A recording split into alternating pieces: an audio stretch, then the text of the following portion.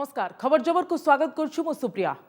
पुणी भयंकर भाव में माड़ुछि कोरोना। महाराष्ट्र और केरल में स्थिति उद्वेगजनक थिबा बेले तमिलनाडु और आंध्र प्रदेश और कर्नाटक में द्रुत संक्रमण वृद्धि चिंता बढ़ाउछि।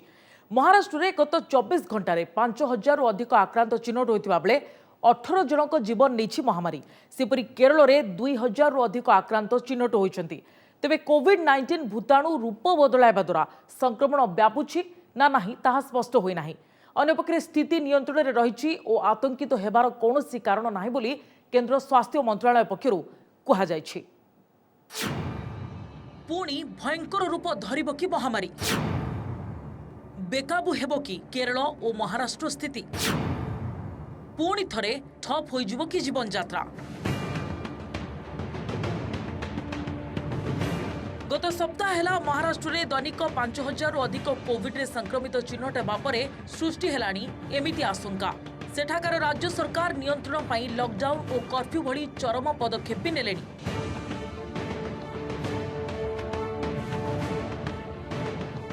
देखंतु एही चित्र केमिति नीरबी जाइछि सहर, सुनसान होई जाइछि रास्ता घाट। अमरावती में संक्रमण बढ़िबा परे कर्फ्यू जारी करिछि स्थानीय प्रशासन। नागपुर जिले में आसंता मार्च 7 जाए कड़ा कटकणा जारी होइतिबा बेले बाहाघर मंडप, सामाजिक, राजनीतिक और सांस्कृतिक कार्यक्रम उपरे रोक लगा जाइछि। पुणे में आसंता 28 तारिख पर्यंत स्कूल कॉलेज बंद कर दिया जाइछि। गतकाली राज्य में 5210 नुआ आक्रांत चिन्हट होइतिबा बेले 18 जनकर मृत्यु होइछि। मुंबई रे भी संक्रमण बढ़िबारे लागिछि। लोके सामाजिक दूरत्व समेत अन्य कोविड नियमर अनुपालन न कले पुणी कर्फ्यू लागू कराजियो बोली मुख्यमंत्री उद्धव ठाकरे चेतावनी दैछन्ति। एबडे काले पुणी लॉकडाउन घोषणा हेबो सेही आशंकारे कैंसर भली व्याधिर चिकित्सा पई मुंबई जाइतिबा ओडिसा रोगी फेरी आसुछन्ति।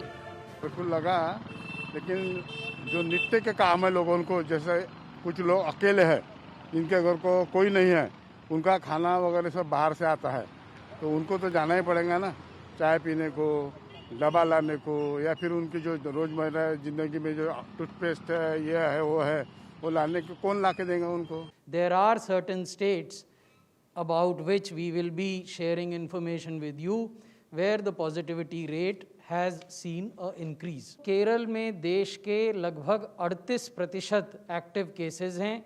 महाराष्ट्र में देश के लगभग 37% एक्टिव केसेस हैं।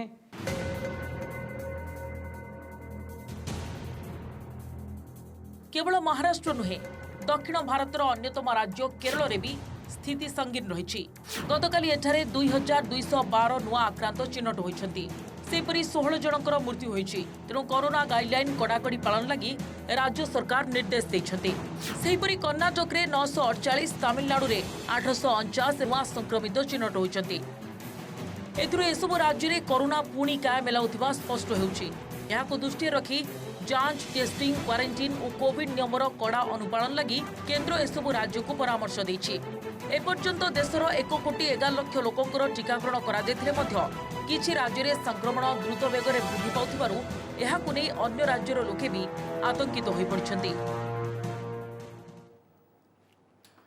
कोविड-19 भूताणु रूप बदलाइबा परे देश में बढ़ुछि कि संक्रमण। केरल और महाराष्ट्र में कोरोना संक्रमण हठात हुई बढ़िबा परे एभली आशंका प्रकाश पाइछि। यह जानिबा लागि जीनोम परीक्षा उपरे गुरुत्व दैछन्ति विशेषज्ञ। एबटे केंद्र सरकार मध्य संक्रमणर कारण जानिबा लागि स्वतंत्र जीनोम लैबोरेटरी प्रतिष्ठा करिबा सह केरल और महाराष्ट्ररू नमूना संग्रह आरंभ करछन्ति। रिपोर्ट आसिबा परे कोनोसी सिद्धांत रे पहुंची हेबो बोली कहिछि केंद्र स्वास्थ्य मंत्रालय। कोरोनार नुआ स्ट्रेन को नहीं चिंता बढ़ुवा बेले यह केरल और महाराष्ट्र में द्रुत संक्रमण पछर कारण कि नुहे ताहा स्पष्ट होई नाही। तेबे यह निश्चित करबा लागि जीनोम परीक्षा त्वरान्वित करबा उपरे विशेषज्ञ गुरुत्व आरोप करछन्ति। एथिबाई केरलरू 900 और महाराष्ट्ररू 800 नमूना संग्रह करा जायछि। 3 ରୁ 4 दिन रे रिपोर्ट मिलिबा परे सरकार सिद्धांत रे पहुंची पारिबे बोली केंद्र स्वास्थ्य मंत्रालय पक्षरु कहा जायछि। सेपरि पंजाब और बेंगलोर मध्य जीनोम परीक्षा लगी नमूना संग्रह करा जो बोली जणा पड़िछि। कौनसी अणुजीवर जीन संपर्क में संपूर्ण अध्ययन को जीनोम सिक्वेन्सिंग कहा जायथाय। एही परीक्षण द्वारा कोविड-19 भूताणु रे घटुथिबा परिवर्तन संपर्क में सूचना मिलिबो बोली आशा करा जाउछि। सेबडे जीनोम टेस्ट लगी स्वतंत्र लैबोरेटरी प्रतिष्ठा करा जायछि। भूताणुर नुआ रूप देश में सृष्टि होइछि ना विदेश आसी ताहा जानिबा लागि उद्यम करा जाउथिबा आईसीएमआर पक्षरु कहा जाइछि। सेपटे कोविड भूताणु केवल महाराष्ट्र में 240 और भारत में 7684 थर रूप बदलाई कह तेबे यह भूताणु ब्रिटेन दक्षिण आफ्रिका और ब्राजिल में देखा देथिबा भूताणु भली मारात्मक नुहे बोली जଣାपड़ी। भारत में पूर्व ब्रिटेन स्ट्रेन द्वारा 187, दक्षिण आफ्रिका स्ट्रेन द्वारा 4 और ब्राजिल स्ट्रेन द्वारा आक्रांत होइतिबा नजर को आसथिला। तेबे यह संक्रमित मानकु क्वारंटाइन रखा जाइतिबा बेले आउ नुआ रोगी चिन्हट होई नाहांती। अन्यपक्षे कोरोनार नुआ स्ट्रेन उपरे सतर्क दृष्टि रखिबा लागि संक्रमण बढ़ुतिबा राज्यमानकु कहिसथि केंद्र सरकार। तेबे भारत बायोटेक द्वारा प्रस्तुत टीका कोवैक्सीन नुआ स्ट्रेन विरुद्ध रे भी लढिबाकु सक्षम बोली विशेषज्ञ कहिसथि। वैक्सीनेशन होची पब्लिक हेल्थ रो गोटे इम्पोर्टेंट लक्ष्य, किंतु एटा एकमात्र लक्ष्य बोली केबे कहि परिबा नाही। समस्त को जदि वैक्सीनेट कर दिया गला किंतु समस्तंकर एंटीबॉडी रिस्पांस इक्वली आसीबो, समस्त प्रोटेक्टेड रही बोली किछि माने न। सेथि पई आमर मुख्य लक्ष्य रहा दरकार जे जेमति कि मास्क पिंधिबे, सोशल डिस्टेंस मेंटेन करिवे एंड सैनिटेशन करिवे। Bureau report OTV. ब्रेक पर स्वागत। केंद्र शासित अंचल पुडुचेरी क्षमता हराइबा सह आउ एक कांग्रेस गड़र पतन। मुख्यमंत्री वी नारायणस्वामी आस्था भोट हारिबा परे कांग्रेस हाथरू खसी जाइछि क्षमता। 2 मास परे एठारे विधानसभा भोट हेबाकु जाउछि। तेबे एकाधिक विधायक निज पदरू इस्तीफा देबा और बीजेपी रे सामिल हेबा दल पई निश्चित शुभ सूचना नुहे। आगामी निर्वाचन को यह निश्चित भाव में प्रभावित करिबो बोली राजनीतिक विश्लेषक मत दैछन्ति।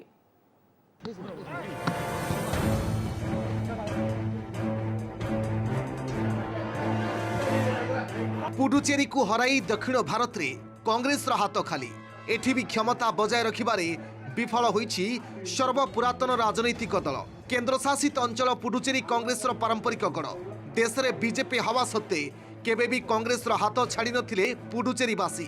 तेबे दलीय कंदल को प्रशमित करिबारे मुख्यमंत्री नारायण स्वामी विफल हेबा परे एठारे भी कांग्रेस हाथरू क्षमता चली जाइछि। डीएमके 3 एवं जड़े निर्दलीय विधायकों को नहीं पुडुचेरी रे चलीथिला नारायण स्वामी सरकार। तेबे विधानसभा निर्वाचन 2 मास पूर्व दल क्षमताच्युत होइछि।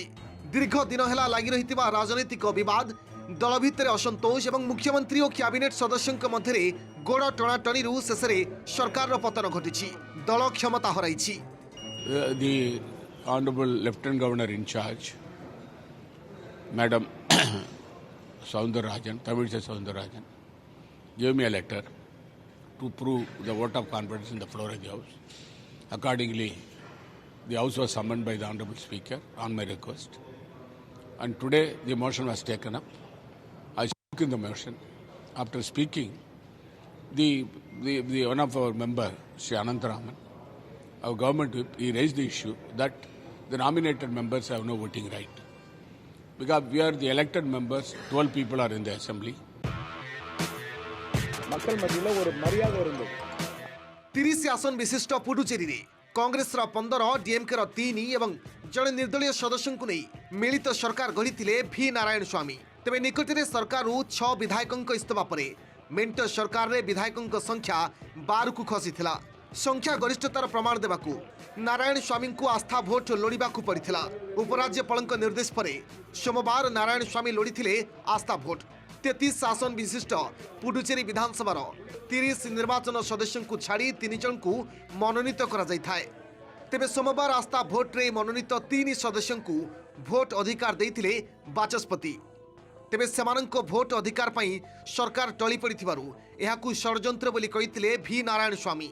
ए घटना को गणतंत्र हत्या बोली कहिबा सह एथिपई बीजेपी को दोष दैछंती पुडुचेरी पूर्वतन मुख्यमंत्री। तेणे दल भितर असंतोष एवं शासन रे विफलता को लुचाइबाकू नारायण स्वामी एभली कहूतिबा पालटा अभियोग आनिछि बीजेपी। एपरिकी भी नारायण स्वामी ही पुडुचेरी शेष कांग्रेस मुख्यमंत्री होइजिबे बोली दृढ़तार सहित कहिसंती राज्य बीजेपी सभापति भी Swaminathan. Elected by the people of Puducherry, we had absolute majority, and today's vote of confidence result is an engineered result. It is not an actual result. BJP today in all over India is killing democracy. They are using unethical means, using income tax, enforcement directorate, CBI, threatening and bringing crores and crores of rupees, buying MLAs. and they're indulging in horse trading and toppling governments. Today, BJP is becoming a destructive force. And today in Puducherry, BJP has got no strength, no support, no public support. Still, they want to do all this dirty politics. It shows to what extent they have gone. So, I would say they have murdered democracy today. Main reason already past 5 years the government collapse, administration is failure, corruption is more main reason. This is the main reason. Today already all the public very happy. The ruling Congress government fall down. In future, 2021 face the NDA, face the election. Definitely, our national president last meeting in public meeting told 23 plus our alliance definitely form the government. विधानसभा रे संख्या पाई सरकार गढ़िबा पुडुचेरी रो 50 वर्ष इतिहास रे किछि नुआ कथा नुहे। या पूर्वरु मध्य अनेक थर फ्रांस शासित ए राज्य रे तास घर परी भूसुरी पड़ी दुर्बल थिबा सरकार 1962 रे केंद्र शासित अंचल हेबा परठू केवल 4 थर ही कौनसी सरकार पूर्ण शासन काल समाप्त करिबारे सफल होइछंती। 1985 रे फारूक, 1991 रे वी वैथिलिंगम एवं 2001 रे एन रंगास्वामी नेतृत्वाधीन कांग्रेस सरकार एठारे शासन रे तिष्ठि पारिथिले। सेभली 2011 रे एआईएनआरसी पक्षरु सही रंगास्वामी ही पूर्णकालीन शासकर परिचय पाइछंती। सेपटे 1969 रे डीएमके सीपीआई, 1974 रे एआईडीएमके, 1980 रे डीएमके कांग्रेस एवं 1990 रे डीएमके जनता दल क्षमता को आसीबी गादी संभाळिबारे विफल होइथिले। एथर नारायण स्वामी को मिसाई मोट 6 थर पुडुचेरी रे समय आगरु शेष होइछि मुख्यमंत्री शासन काल।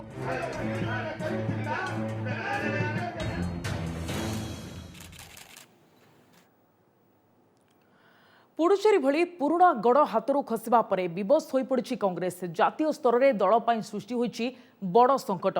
देश में पूर्ण संख्या गरिष्ठतार दल केवल 3टी और मेंटो सहयोग में 2टी को मिसाई मोट 5टी राज्य में क्षमतार रही संकुचित हो आसुथिबारु आगामी दिन में दल पर समय आहुरी कठिन हो आसुथिबा चर्चा हेउछि।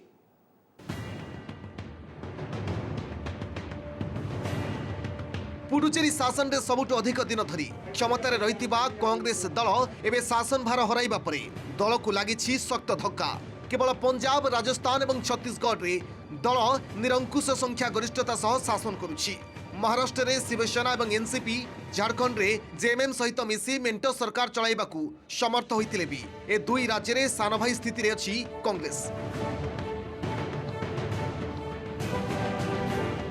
जिस जगह उनकी सरकार नहीं है उस जगह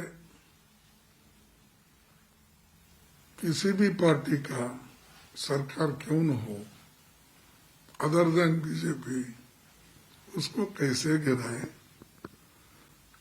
और वहां पर कैसे अपनी गवर्नमेंट को लाए, यही कोशिश में वो लगे हुए हैं कि जहां कहीं भी उनको मेजॉरिटी नहीं है वहां डरा धमका के किसी को सीबीआई का डर बताते हैं, ईडी का डर बताते हैं, आईटी का डर बताते हैं और ऐसा करके आज पांडिचेरी गवर्नमेंट को भी उन्होंने गिराया। तेबे पुडुचेरी शासन भार जो समय हाथरू जाइछि ताहा एक गुरुत्वपूर्ण समय, कारण आगकू एप्रिल एवं मे रे 5टी राज्य रे हेबाकू जाउछि विधानसभा निर्वाचन। ता पूर्वरु निज गड़कू निजे रक्षा न करि पारिबा दल पई आदौ शुभ सूचक नुहे बोली विचार करा जाउछि।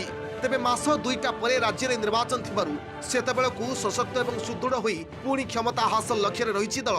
किंतु दलर बहु विधायक निर्वाचन पूर्वरु बीजेपी को जाइथिबा आउ किछि जीवा चक्कर रे थिबारु ए परिस्थिति रे दल पई निर्वाचन बैतरणी पार हेबा काठीकर पाठ होई पारे। आसिया परवर्ती खबर को उत्तराखंड चमोली विपर्यय को 2 सप्ताह अधिक समय बीतलानी एबे भी जारी रही उद्धार कार्य। कहार मृतदेह मिलुछि तो कहार देहावशेष और अन्य अंग प्रत्यंग। तेबे हिसाब कहूछि एबे भी शताधिक निरुद्दिष्ट। सेपटे जातीय गणमाध्यम रे खबर प्रकाश पाइछि जे निखोज को मृत घोषणा करबा को चिंता करछंती उत्तराखंड सरकार।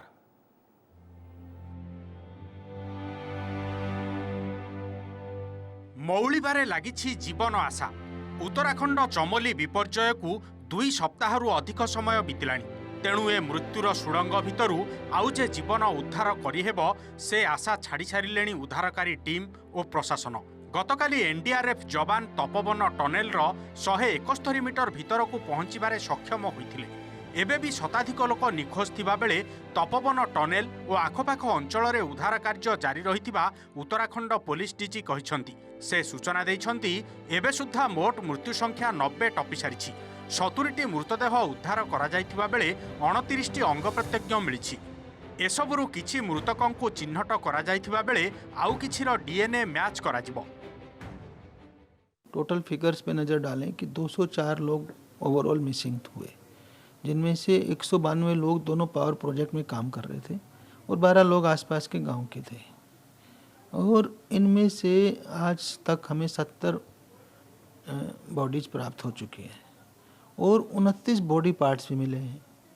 उनमें से हमारा अनुमान है कि 5, 6, 7 कॉमन हो सकते हैं, बाकी जो हैं वो सर्टेनली अलग लोगों के हैं और उसको हम डीएनए से क्लियर भी कर लेंगे। तो एक प्रकार से 90+ के रेंज में हमारे पास जो है लोग मिल चुके हैं। बाकी प्रयास हमारा जारी।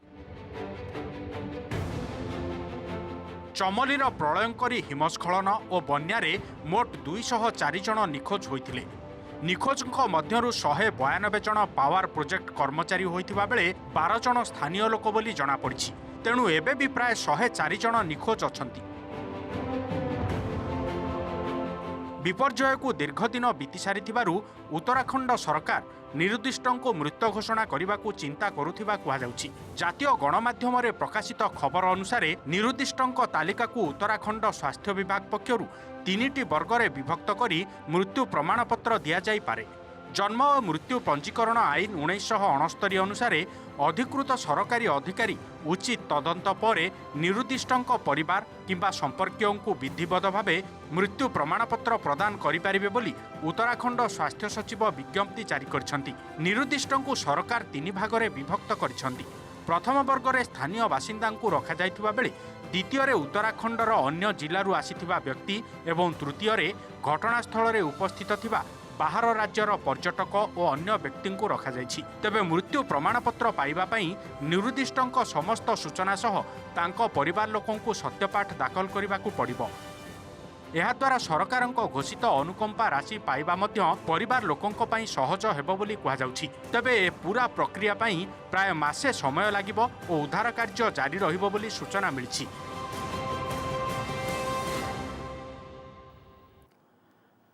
सेपटे उत्तराखंड चमोली उपरे सृष्टि होइतिबा कृत्रिम ह्रद आउ एक विपद सृष्टि करिबार आशंका थिला। हेले एही आशंका को खंडन करछंती उभय उत्तराखंड सरकार और आईटीबीपी महानिर्देशक। ह्रदरे जल निष्कासन को त्वरान्वित करा जेतिबा बेले स्थिति उपरे तीक्ष्ण नजर रखा जायछि। समुद्र पतनरु 14,000 फुट उच्चरे ये सेई ह्रद जहाँकि चमोली हिमस्खलन पर ऋषिगंगा नदीर जलप्रवाह अटकी सृष्टि होइछि। सेठारे पड़िथिबा बड़ बड़ गछगंडी को हटाई जलस्रोत को स्वाभाविक करने को चेष्टा करुछंती आईटीबीपी और एसडीआरएफ जवान।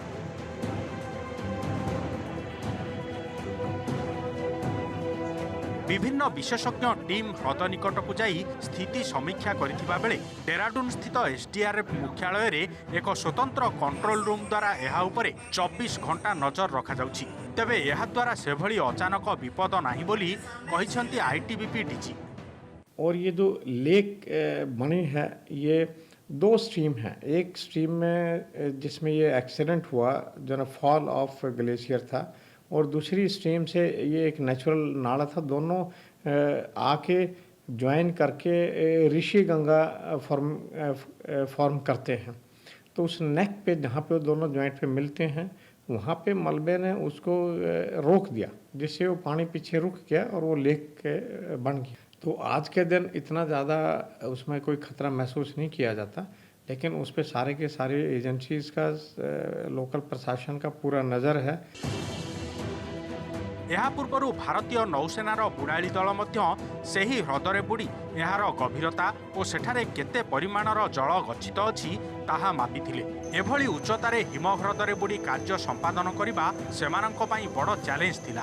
ଏଥିପାଇଁ ବାୟୁସେନାର ଆଧୁନିକ ହାଲୁକା ହେଲିକପ୍ଟରର ସହାୟତା ମଧ୍ୟ ନିଆଯାଇଥିଲା। ପ୍ରାୟ ଅଧଘଣ୍ଟାର ମିଶନ ପରେ ହ୍ରଦ 8ରୁ 9 ମିଟର ଗଭୀର ଓ ସେଠାରେ 50,000 ଘନମିଟର ପାଣି ଅଟକି ରହିଛି ବୋଲି ଜଣାପଡ଼ିଥିଲା। Bureau report OTV. समस्या खबर जबर को आम ये रखुचु। नमस्कार।